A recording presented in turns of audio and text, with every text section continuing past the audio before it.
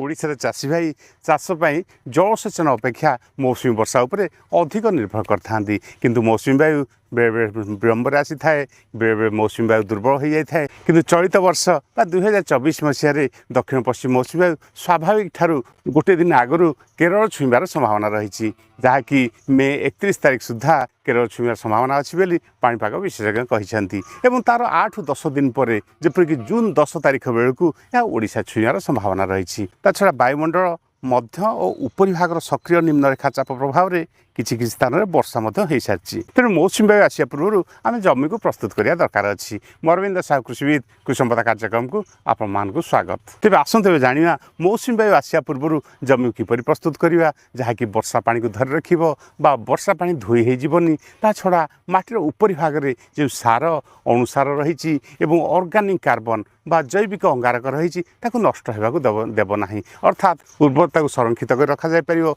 एवं ता छड़ा चाष पूर्वर आम रोग पोक को सठिक भाव नियंत्रण करिपरिबा। वीडियो को आरंभ शेष पर्यंत देखंतु जदि आम चैनल कृषि संपदा को सब्सक्राइब करना तेज एबे ही सब्सक्राइब कर नियंतु।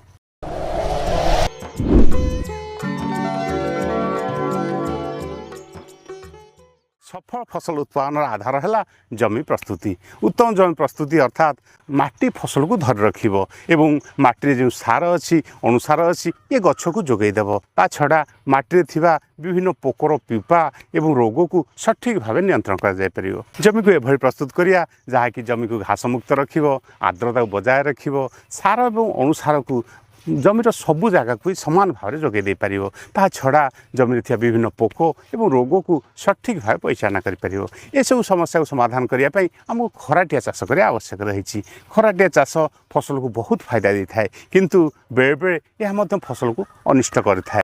खराटिया चाष माटी को सोलाराइजेशन करथाए अर्थात सूर्य टाण खरारे माटी थी अनिष्टकारी कवक अनिष्टकारी जीवाणु ये सब नष्ट हो जाती माटी लुचि रही अनिष्टकारी पोक मान पिपा अवस्था से नष्ट हो जाए किंबा या जो आम चाष करिया से समय बग एवं विभिन्न प्रकार पक्षी आसिक खाई जाती। खराटिया चाष कले पाखापाखि 50-70 रोग एवं पोक नष्ट हो जाती नियंत्रण में रही था। खराटिया चाष पर यदि वर्षा हुए ताले ये वर्षा पानी सहज माटी भीतर प्रवेश करथाए एवं माटीर जल धारण शक्ति बढ़ाई थाए। माटी थिबा सार अणुसार एवं जैविक सार बा जहाँकि जैविक अंगारक ये सब धोई हो जाई न थाए। जैविक अंगारक बा ऑर्गेनिक कार्बन ये सब ठारू हल्का होई थाए जहाँकि वर्षा पानी रे सहज धोई हो जाई थाए किंतु जदि आम खराटिया चाष करिया ताहले ये सब संरक्षित हो रही थाए एवं माटीर उर्वरता को बजाय रखी थाए। माटी जदि जैविक अंगारक बा ऑर्गेनिक कार्बन सुरक्षित रही थाए बा संरक्षण हो रही थाए ताहले माटी अणुजीव कार्यकलाप बढ़ी जाए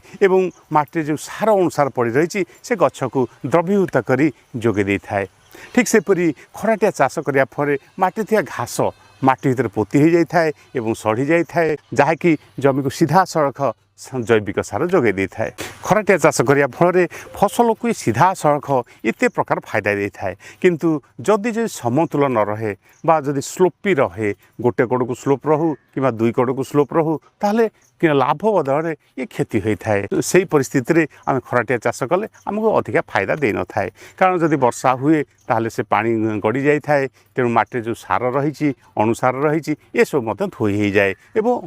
गोटे जगार जमा हो जाए अर्थात जो आम चाष करवा किसी जगह अनुर्वर रही जाए और किसी जगह अधिक उर्वर हो जाए ता छड़ा जो जगह ढीप रही थाए से जगार घास समस्या देखा जाए से जगार उईर समस्या देखा जाए ताकि फसल को क्षति करें अमल उपरे प्रभाव पकई थाए। जमी जदि स्लोप अच्छी बा ढालू अच्छी गोटे कड़ को हो कि दुई कड़ को हो ताहले प्रथम काम है आम जमी को लेवलिंग करवा बा समतुल करवा ता फल वर्षा पानी सठिक भाव में जमीर सबू जगार रही पार ता जदि अधिक स्लोप अच्छी ताहले आम जमी को आम भाग भाग करदे बा छोट छोट खंड करदे से हिड़ दबा हिड़ दे तापर जदि आम चाष करिया ताहले आमको अधिका फायदा दे थाए। तापर जमी रे जैविक सार निश्चित प्रयोग करंतु बा जैविक खत को प्रयोग करंतु जहाँकि माटीर ऑर्गेनिक कार्बन परिमाण बढ़ेबो एवं माटी थिया अणुजीव मानकर ये खाद्य रूपे व्यवहार हेबो एवं तार कार्यकलाप बहुत जोर बढ़िबो ता फरे आपण फसल उत्पादन में सहायता करथाए। जे चाषी भाई माने गोबर खत जमी रे प्रयोग करि पारनाहांती से माने ता बदल रे जदि जीवामृत प्रस्तुत करिवे एवं माटी ओदा थिया समय प्रयोग करिवे ताले माटीर मध्य ऑर्गेनिक कार्बन परिमाण बढ़िबो। ता छड़ा यही समय बिहन को चयन करूँ विभिन्न किस्म जमी खाल जमी ढीप जमी मध्यम किस्म जमी बिहन को चयन करूँ एवं बिहन बुणिया पूर्वर बा तली पकड़ा पूर्वर आपन ताकू विशोधन करूँ जेपरिक कार्बेंडाजिम 50% WP 1 केजी बिहन प्रति 2 ग्राम हिसाब से किंबा ट्राइकोडर्मा फिरिडी 1 केजी बिहन प्रति 5 ग्राम हिसाब से बिहन विशोधन करूँ एवं तापर ताकू बुणंतु। आम वीडियो आपन किपरि लागिला कमेंट बॉक्स में लिखंतु। यदि आम वीडियो आपन भल लागि थाए तो लाइक शेयर सब्सक्राइब करूँ। धन्यवाद। जय किसान।